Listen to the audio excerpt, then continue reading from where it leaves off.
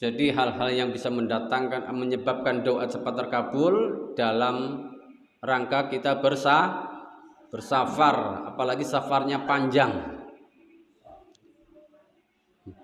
melakukan perjalanan dalam rangka ketaatan, itu safar yang dibahas dalam hadis ini. Yang kedua, menengadahkan tangan ke atas, memohon kepada Allah, menyebut asma wa sifat Allah, kita bertawasul. Nah, tawasul di sini disebutkan oleh Ibnu Katsir ada 3 hal. Pertama, dengan asma wa sifat Allah, nama dan sifat-sifatnya Allah. Ya Rahman, Ya Rahim, Ya Allah, berilah.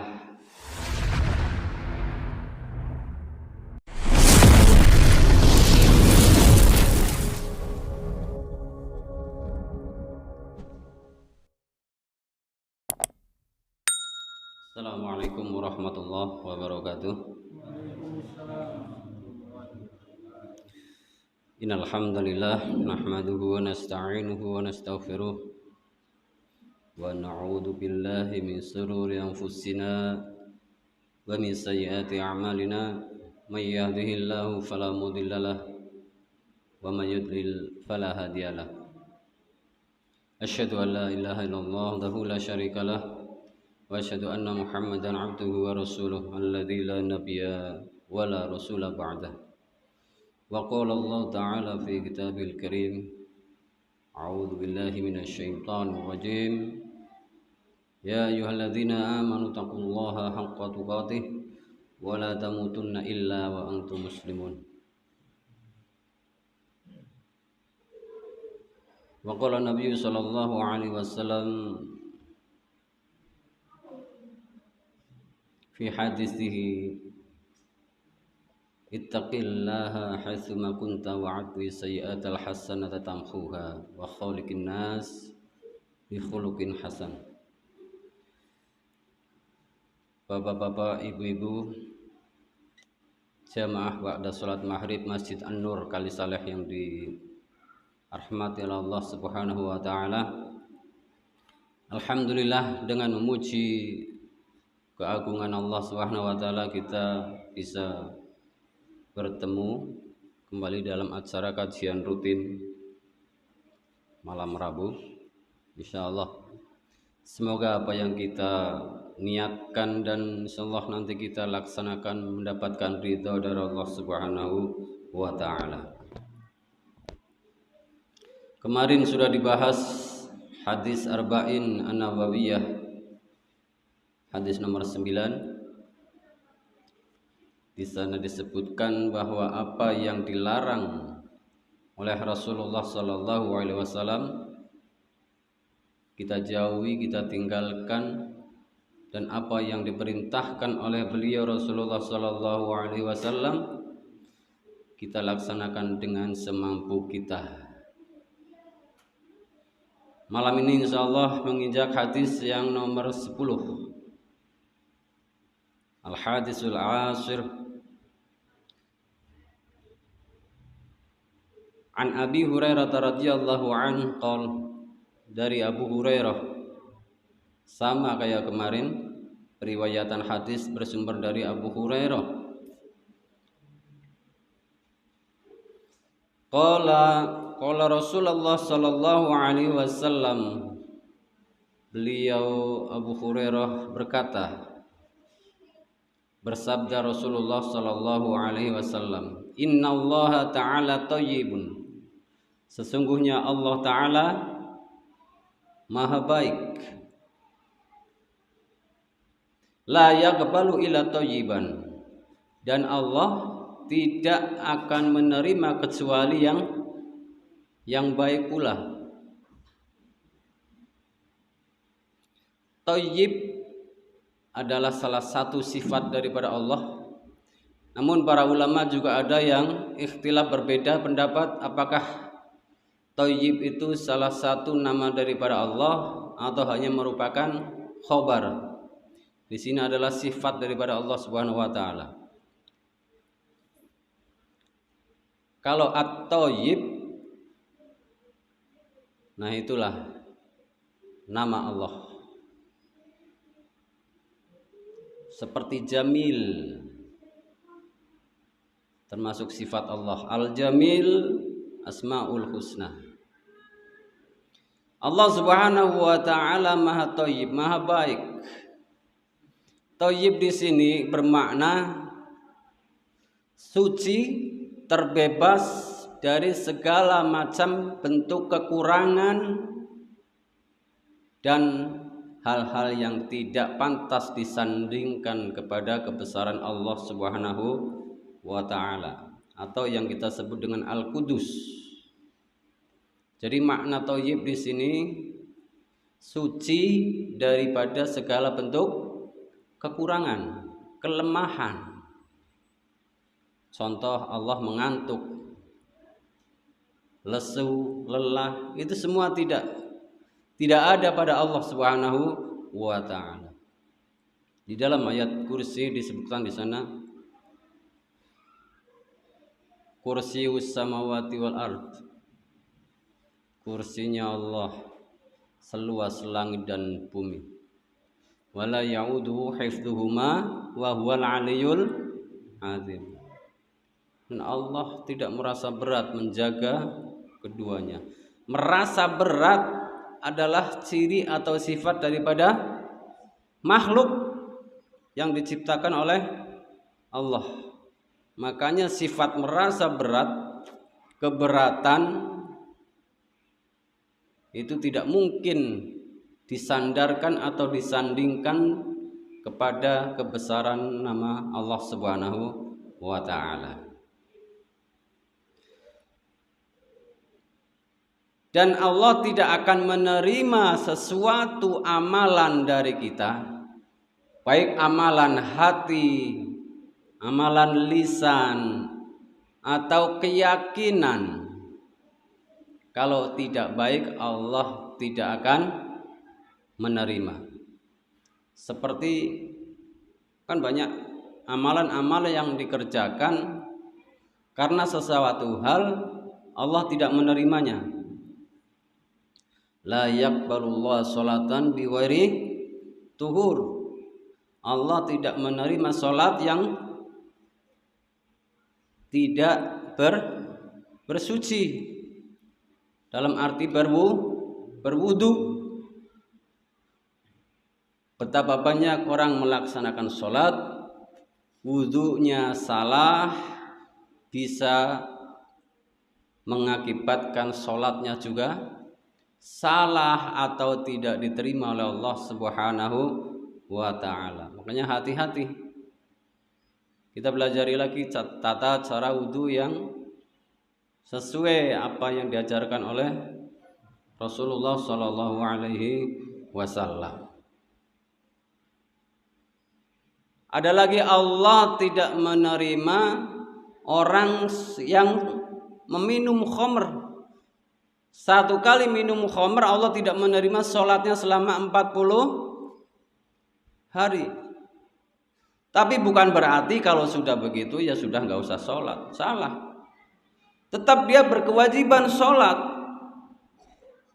Orang minum khamr, Pak, tuh hati-hati anak-anak kita, jangan sampai perutnya kemasukan khamr, minuman setan. Satu kali minum 40 hari sholatnya tidak diterima.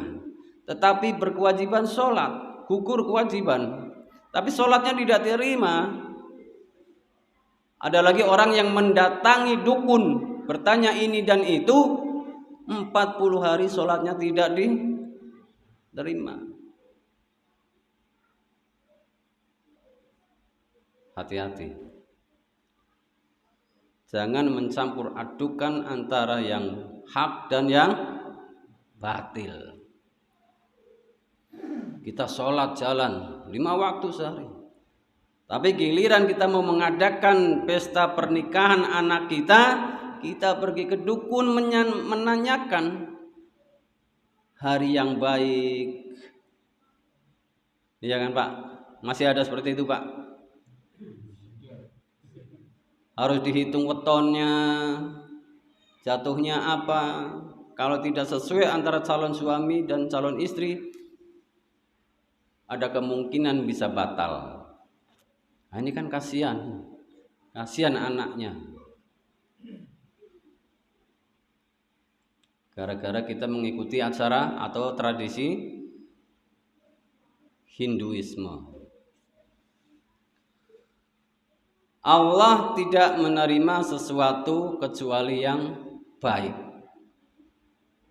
Baik itu makanan yang masuk ke dalam tubuh kita, pakaian yang kita pakai, kendaraan yang kita pakai, sepatu yang kita pakai, itu semua akan berakibat dengan amalan-amalan berikutnya nanti di dalam hadis tersebut. Wa innallaha amaral mu'minina bima amara bil mursalin. Dan sungguhnya Allah memerintahkan kepada kaum mukminin, hamba-hamba mukminin, orang-orang yang beriman. Kita ini Pak insyaallah. Kita ini insyaallah beriman. Gini mboten? Kalau berislam iya, kita sudah mengucapkan mengikrarkan syahadatain. Asyhadu an la ilaha illallah wa asyhadu anna Muhammadar Rasulullah. Insyaallah kita beriman. Diperintahkan oleh Allah sebagaimana Allah sudah memerintahkan kepada para rasul. Bentuk perintahnya bagaimana Pak?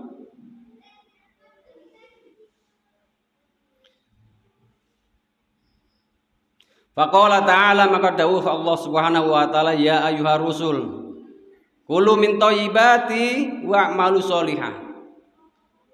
Makanlah dari makanan yang thayyib dan beramal soleh. Pengertian daripada makanan yang thayyib, makanan yang baik, kira-kira menurut Bapak sudah tentu halal atau belum ini? Kalau perintah makan kepada para rasul, orang-orang mukmin, di situ tidak disebutkan halalan thayyibah. Ini di Al-Baqarah, surat Al-Baqarah ayat 172. Ada. Ya ayyuhalladzina amanu kulu min thayyibati ma razaqnakum. Al-Baqarah 172. Tapi di saat Allah Subhanahu wa taala memerintahkan kepada manusia secara umum, ya ayuhan nas kulu mimma fil ardi halalan thayyiba, 168-nya. Jadi beda Pak. Di saat Allah memerintahkan makan kepada manusia pada umumnya, entah itu manusia yang sudah beriman atau belum, carilah makanan atau makan makanan yang halal dan baik, halalan thayyiban. Tapi di saat memerintahkan kaum mukminin, orang-orang yang sudah beriman dan para rasul, cukup Allah memerintahkan makan makanan yang thayyib, yang baik. Karena apa? Seluruh kaum mukminin, orang-orang yang sudah beriman dan para rasul sudah faham, mereka pasti makan yang barang yang halal. Cuman yang halal terkadang belum tentu baik buat badan atau buat pencernaan, karena nanti efeknya adalah beramal soleh. Kalau makan makanan yang halal tapi kurang baik, mungkin menimbulkan sesuatu reaksi di dalam tubuh, mengakibatkan kita sakit. Dan baik di sini terkadang banyak macamnya. Makanya untuk menyatukan yang dipakai hukum baik di sini adalah hukum baik menurut Allah Subhanahu wa taala. contoh makanan yang halal tidak baik bagaimana Pak? Contohnya apa Pak? Halal tapi tidak baik.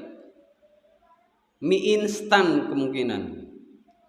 Kalau dari bumbunya bahan semuanya halal, namun dimakan secara terus-menerus, ada kemungkinan hasilnya tidak baik bagi sistem pencernaan kita di perut, Pak.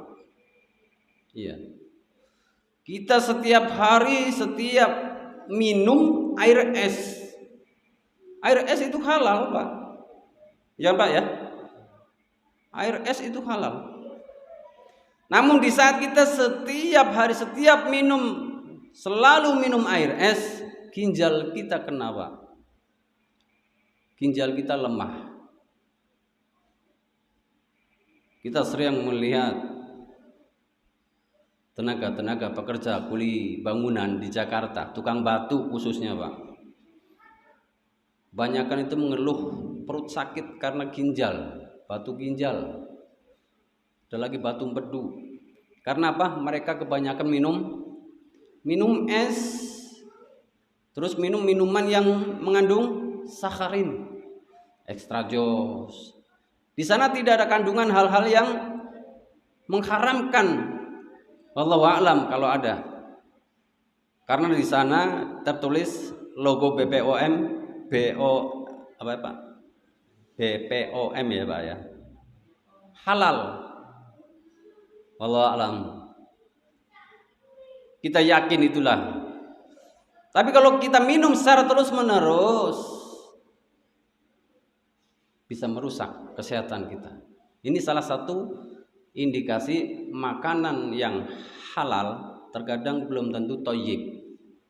Lah di sini Allah Subhanahu wa taala memerintahkan Rasulnya dan orang-orang yang beriman untuk memakan makanan yang halal sudah barang tentu dan thayyib dan baik. Karena nanti diperintahkan setelah makan yang baik wa'malu sholihan, beramallah soleh.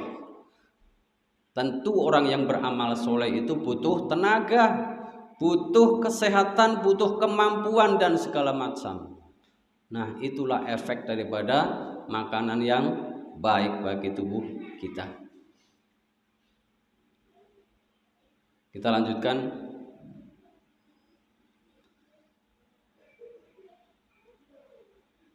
Tsumma dzakara rajul yutilus safar. Kemudian datang seorang yang telah melakukan safar yang sangat panjang. Safar apa itu, Pak? Perjalanan. Ciri-cirinya orang safar kalau di zaman dahulu belum ada mobil, di sini disebutkan asy'atha akbar.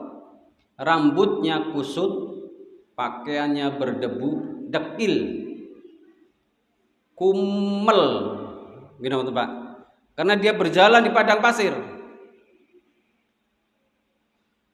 Jadi setelah Rasulullah mengkabarkan masalah perintah Allah kepada kaum mukminin untuk memakan makanan yang halal, thayyibah, dari apa yang diberikan oleh Allah Subhanahu wa taala. Kemudian mengkhabarkan ada seorang musafir. Kelihatan di situ asy'atha aghbar. Bukan akbar, aghbar. Rambutnya kusut awut-awutan, pakaiannya lusuh berdebu.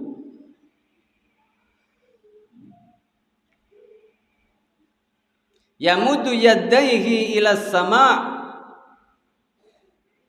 Orang tersebut tadi mengulurkan tangannya, memanjangkan tangannya, menengadahkan kedua tangannya ila sama', menghadap ke langit. Berarti dia berdoa, Pak. Berdoa. Di sini disunahkannya berdoa sambil mengangkat tangan. Kemudian mengatakan ya Rabbi,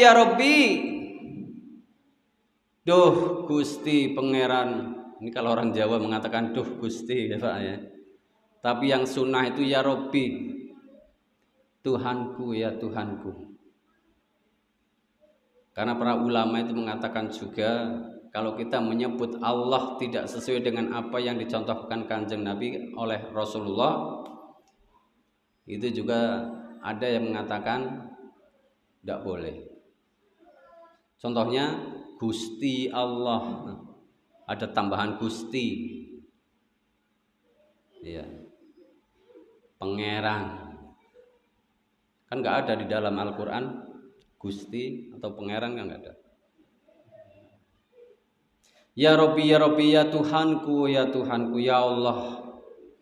Wa mat'amu haramun wa mashrabu haram.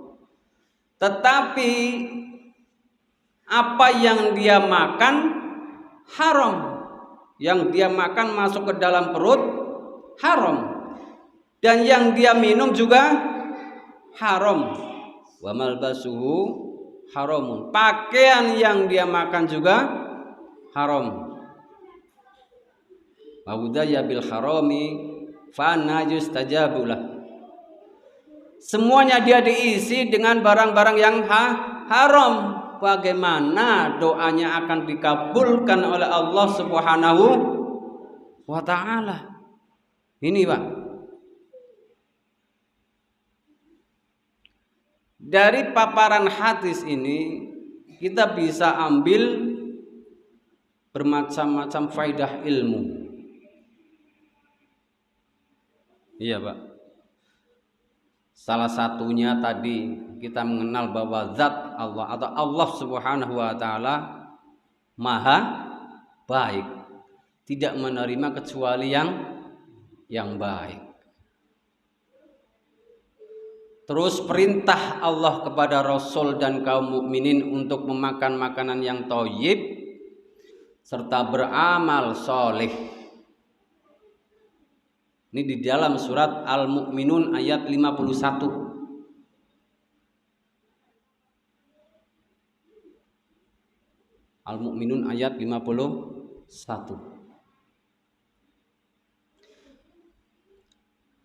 Adapun ya ayyuhalladzina amanu kulu min thayyibati ma razaqnakum, itu surat Al-Baqarah 172. Nanti Bapak bisa ngecek di sana. Al-Mu'minun 51 dan Al-Baqarah 172. Nah, perintah makan secara umum kepada manusia secara umum yang halal dan thayyib itu 168. Nah, datang seorang musafir. Dia berdoa mengangkat tangan sambil mengucapkan, memanggil nama Allah, ya Rob, ya Rob. Namun yang dia makan dalam kehidupan sehari-hari barang yang haram. Barang yang haram contohnya bagaimana Bu? Zatnya itu halal bisa, tapi cara mendapatkannya haram. Itu juga haram. Zatnya halal apa Bu? Zatnya benda itu halal. Nasi lah ya. Nasi halal apa mboten Bu?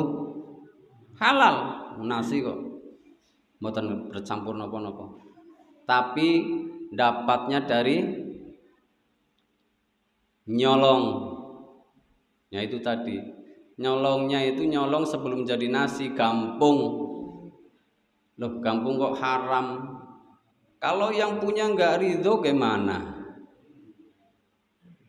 Yang belum mriki wonten sing kerjane gampung, Bu. Hati-hati. Kalau mau gampung, minta keridhoan daripada yang punya sawah atau yang tukang tebas. Jangan-jangan nasi yang sudah diproses jadi daging karena hukumnya haram. Nah itu tempat yang paling cocok bagi daging yang tumbuh dari barang yang haram adalah neraka. Gitu. Atau barang tersebut jenisnya memang haram meskipun didapat dengan cara yang halal. Judi, kita mengeluarkan uang secara transaksi, mungkin kita legal mengeluarkan uang kalau kita beli, tapi zat barang tersebut sifatnya memang haram. Iya.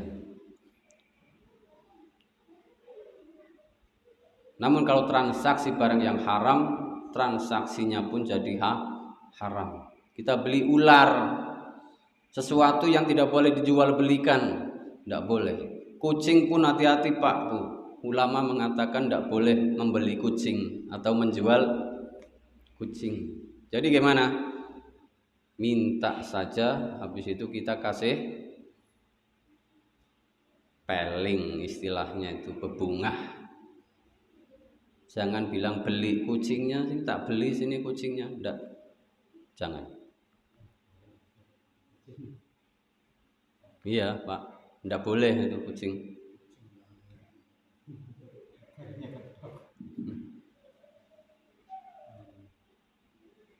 Apalagi kucing-kucing zaman sekarang yang bagus-bagus itu Pak ya, Anggora itu, yang biaya memandikan kucing itu saja kalau di salon hewan sampai 700.000 itu Pak, memandikannya saja itu. Kaliban senengan aduh. Kalau majikannya mau pergi Pak keluar kota, kucingnya itu dititipin ke tempat penitipan kucing hewan peliharaan. 1 minggu itu udah bisa kebeli motor itu sewanya itu.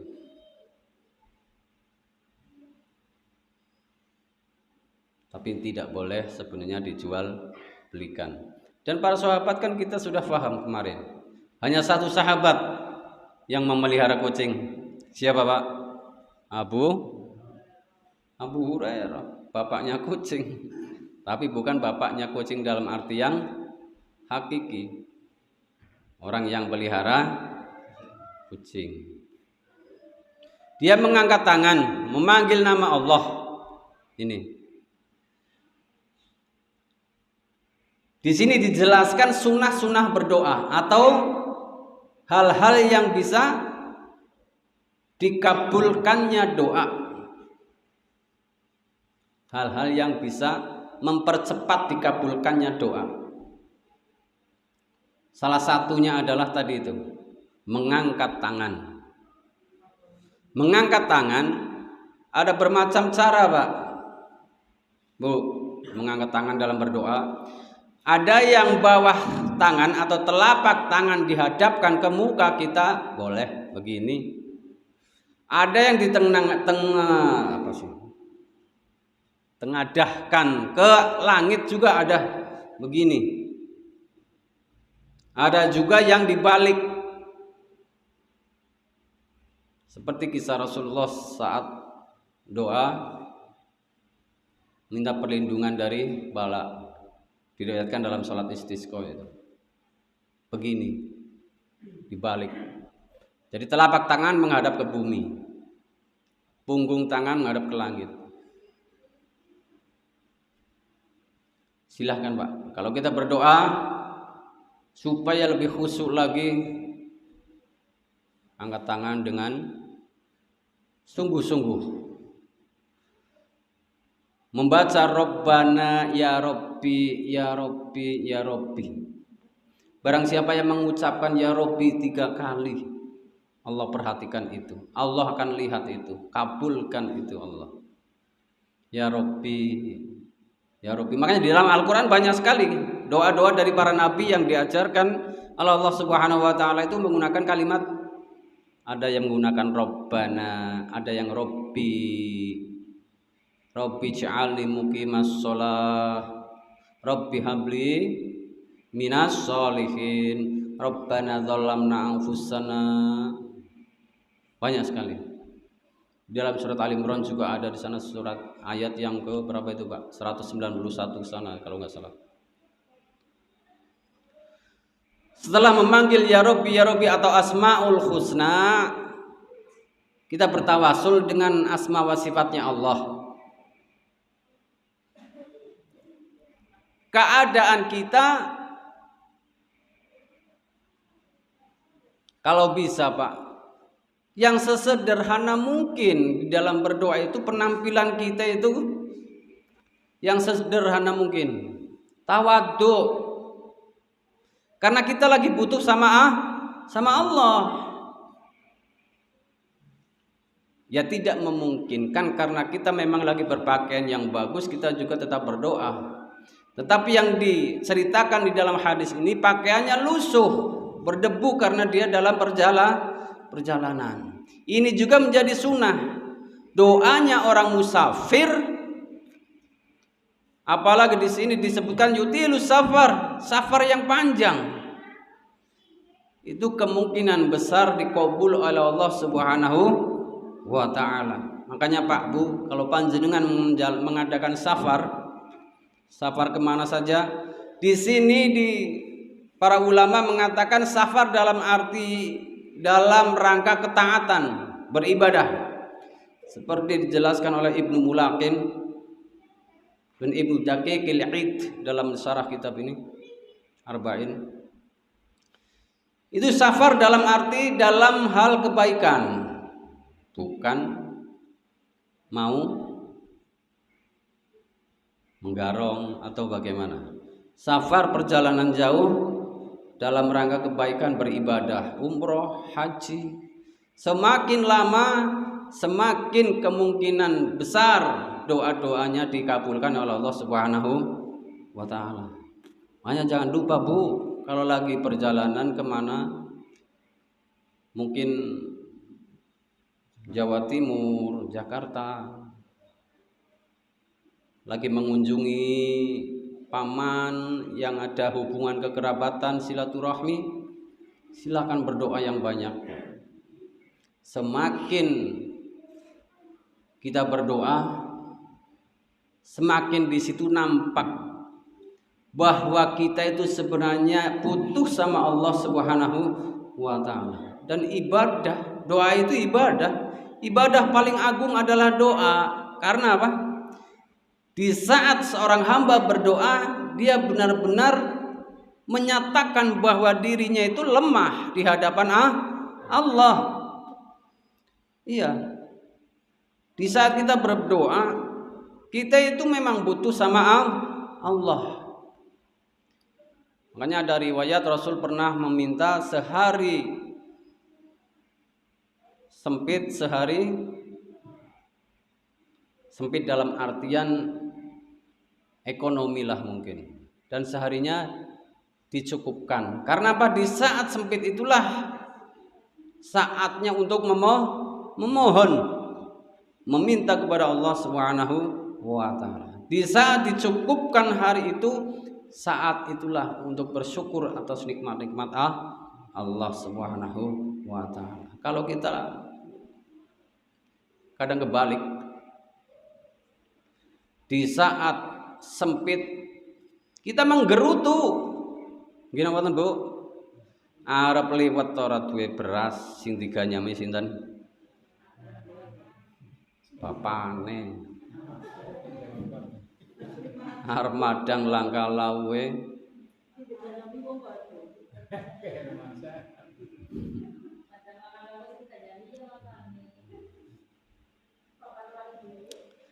Asline sing dipentingna bapane napa duwite? Duwite. Bapane lunga halos maring sawah, sing penting ninggali duit. Ya mboten kados niku lah. Ninggali duit, apa-apa sing penting tuh. Setelah itu Bu tadi, jadi hal-hal yang bisa menyebabkan doa cepat terkabul dalam rangka kita bersafar, apalagi safarnya panjang, melakukan perjalanan dalam rangka ketaatan, itu safar. yang dibahas dalam hadis ini. Yang kedua, menengadahkan tangan ke atas, memohon kepada Allah, menyebut asma wa sifat Allah, kita bertawasul. Nah, tawasul di sini disebutkan oleh Ibnu Katsir ada 3 hal. Pertama, dengan asma wa sifat Allah, nama dan sifat-sifatnya Allah. Ya Rahman, Ya Rahim, Ya Allah, berilah apa? Ya Razak, berilah rezeki. Gitu. Sebutkan dulu nama-nama Allah yang berkaitan dengan doa kita. Atau nanti setelah kita berdoa semuanya, kita ucapkan juga ya Dzal Jalali wal Ikram, Ya Hayyu Ya Qayyum. Itu insyaallah doa juga dikabul. La ilaha illa anta subhanaka inni kuntu minadz zalimin. Ini juga doa-doa yang bisa mempercepat terkabulnya doa. Ya. Terus kita itu merendahkan diri berulang-ulang. DP apa sih Pak ya? DP merendahkan diri, mengulang-ulang permohonan. Kan terkadang kita berdoa itu musiman Pak. Di saat ingat kita berdoa ingin supaya Allah panggil kita ke Baitullah, berhaji. Tapi setelah seminggu hilang itu, kelalaian. Ada lagi kita minta ingin supaya mati kita itu mati syahid, meskipun di dalam tidur. Kalau kita minta mati syahid, meskipun di dalam tidur bisa Pak. Tapi terkadang hilang itu permintaan seperti itu. Mintanya ya supaya hutangnya lunas, ya, larene cepet payu, cepet oleh gawean, bapaknya cepet oleh duit, main pencalonan lulus. Hal-hal yang sifatnya kelanggengan di alam baka terkadang lupa tidak diingat di dalam berdoa. Untungnya Rasulullah mengajarkan Rabbana atina fid dunya hasanah wa fil akhirati hasanata wa qina adzabannar. Dunia dan akhirat sudah dicakup. Tapi lalai maknanya apa? Nah, terkadang itu Pak. Kita ndremimil berdoa, kita ndak menjiwai karena nggak paham artinya. Ada kan Pak? Berdoa selama 1 jam mungkin, karena doanya pakai bahasa Arab, ndak paham artinya. Ya berdoalah pakai bahasa Jawa, kalau nggak bisa bahasa Arab, ndak apa-apa. Yang penting mengena pada diri kita Pak.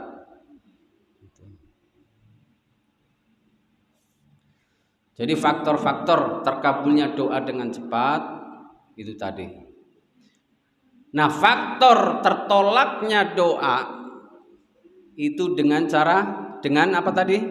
Memakan makanan yang haram, memakai pakaian yang haram, minum minuman yang haram. Bagaimana doa itu bisa dikabul oleh Allah Subhanahu wa taala? Tapi tidak divonis tidak akan pernah dikabul, tidak. Insya Allah, karena Allah Maha Rahman dan Maha Rahim. Suatu saat, jangankan kita lah ya, jangankan kita Pak, orang kafir saja kan berdoa dikabul. Orang kafir itu minta kekayaan dikabul, diberikan malah semuanya di dunia itu. Tapi di akhirat nggak dikasih. Itu yang disebut dengan istijraj. Ada seorang ulama mengatakan terkait dengan amalan soleh. Kalau amalan soleh atau amalan kita ingin sempurna, ingin diterima oleh Allah Subhanahu wa taala, ada 5 pilar, ada 5 hal yang harus kita fahami dulu. Pertama, kita berkeyakinan pada Allah Subhanahu wa taala. Kita beriman kepada Allah, kita mengetahui Allah Subhanahu wa taala. Kita faham Allah itu siapa. Orang kita meminta kepada Allah, sementara kita nggak paham Allah itu siapa. Kan? Setelah kita faham Allah itu siapa, kita paham tentang kebenaran. Caranya paham dengan kebenaran, ngaji. Gini buatan? Iya Bu, Pak, harus ngaji. Duduk mulazamah, atau kita ya karena memang posisinya sudah kita tua-tua Pak lah. Yang ngajinya beginilah, jiping.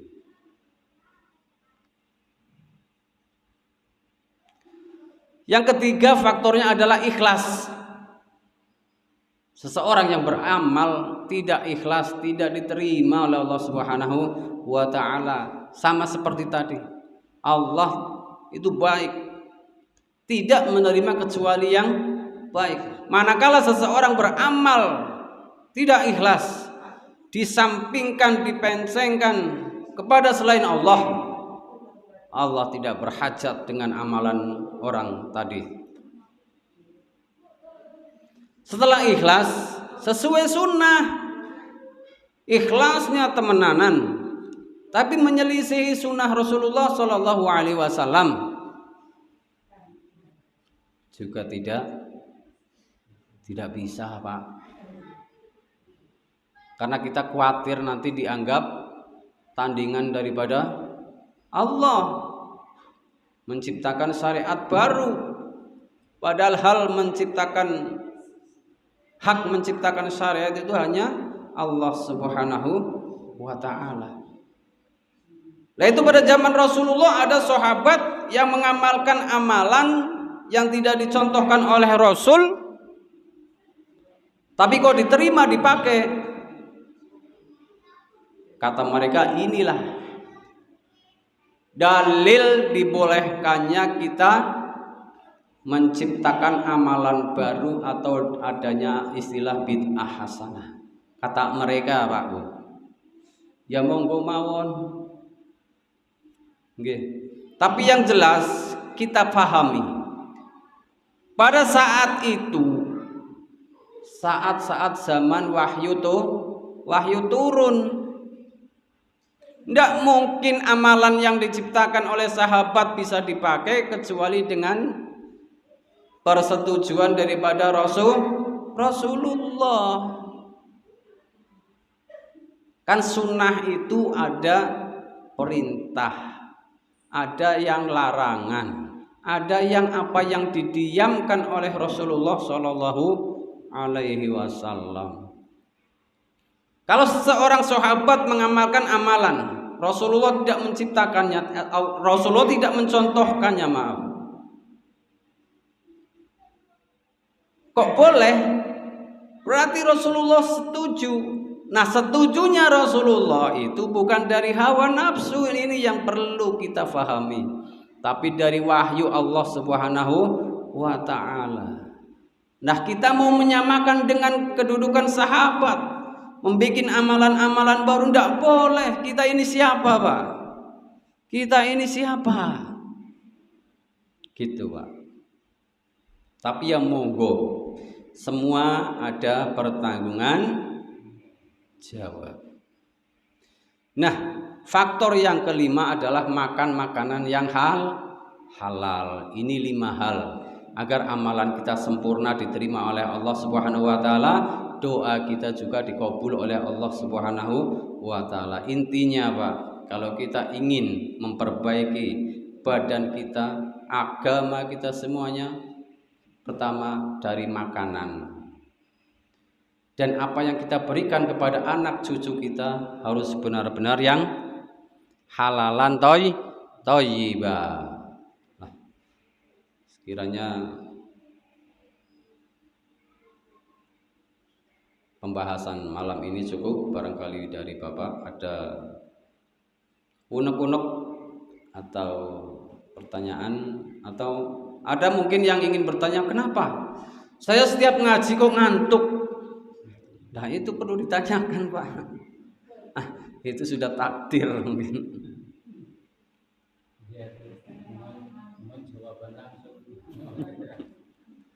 Iya. Ya itu penyakit orang ngaji begitu Pak. Kalau nggak begitu semua orang jadi ulama.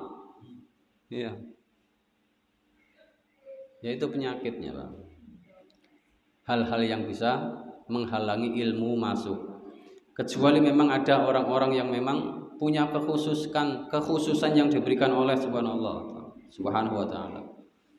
Seperti gurunya Imam Ibnu Katsir yang merupakan juga mertuanya. Beliau kalau ngajar malah tidur, ngantuk kalau ngajar. Kalau menyimak hafalannya muridnya itu ngantuk. Tapi giliran muridnya salah, paham. Lain Pak ya. Kelebihan. Imam Syafi'i kalau diulang sama Imam Malik atau gurunya itu nggak pernah nulis, jarang nulis Imam Syafi'i. Tapi suruh mengulangi apa yang dikatakan oleh syekhnya, langsung paham. Makanya kalau ke pasar itu Imam Syafi'i pakai ini Pak, kupingnya ditutup pakai kapas.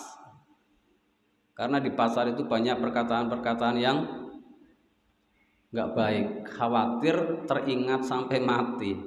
Karena Imam Syafi'i itu ingatannya luar biasa. Monggo Bapak, barangkali ada yang sebenarnya banyak Pak, hal-hal yang termasuk sumber-sumber makanan yang, apalagi Bapak ini kan bergelut dengan sawah gitu ya. Sawah, ada hal-hal yang syubhat mungkin, ngambil airnya orang lain, pengairannya orang lain mungkin gini.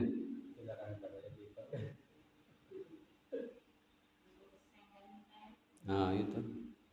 Dulu zamannya Imam Ahmad itu ada seorang perempuan pemintal benang itu. Dia kalau malam itu mendapatkan sinar cahaya dari lampunya tetangga. Ditanyakan sama Imam Ahmad, kepada Imam Ahmad, ya Imam, saya ini kalau memintal benang malam-malam itu enggak bisa kalau nggak pakai sinar. Saya mendapatkan sinar dari lampu tetangganya yang jauh. Bagaimana hukumnya? Yang seperti itu ditanyakan kepada Imam Ahmad. Imam Ahmad nangis Pak, tuh nangis. Ibu ini kok begitu hebatnya keimanannya itu, kewaroannya, kezuhudannya, sampai yang seperti itu. Cahaya masuk ke rumah kita kan nggak sengaja kita yang memasukkan, gini buatan. Kan datang saja cahaya lampu, imbasnya rumah kita ikut padam. Nah itu ditanyakan kepada Imam Ahmad, hukumnya bagaimana? Imam Ahmad nangis. Sudah masuk kisah Pak ya? Monggo Bu, ibunya biasanya ya 3 menit lagi Bu.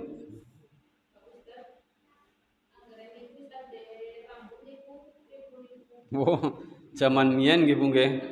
Ijolan brondong. Sampun Bu, karena kalau hukum secara hukumnya kemungkinan ya wallahu a'lam ya Bu ya. Tapi nanti sebenarnya rambut itu dijadikan untuk apa? Yaitu nanti kita termasuk ta'awun. Kalau zaman dulu rambutnya itu untuk rambut palsu, sanggul itu Bu ya. Kalau konde apa itu namanya? Yang digubut-gubutan di ini biar rambutnya ngandan-andan itu loh. Itu kan pakai rambut palsu.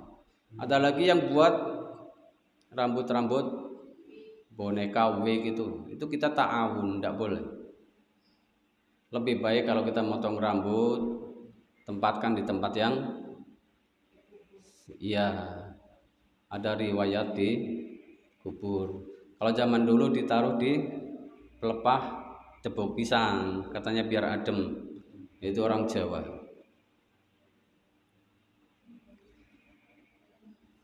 Rame lagi sekarang kerja itu Bu, bikin idep, ya. Carilah pekerjaan yang lain, ya. Cari pekerjaan yang lain. Khawatirnya kita itu ditanya di akhirat kita nggak bisa jawab nanti, karena kita turut serta membantu tolong menolong dalam hal-hal yang memang tidak boleh sama Allah Subhanahu wa taala. Kados cekap semanten napa ingkang dibahas dalu menika, segala kebenaran datang dari Allah Subhanahu wa taala, kekurangan dan kesalahan datang dari kami. Mohon maaf atas segala kesalahan. Kita tutup dengan doa kafaratul majlis. Subhanakallahumma wa bihamdika asyhadu an la ilaha illa anta astaghfiruka wa atubu ilaik. Assalamualaikum warahmatullahi wabarakatuh.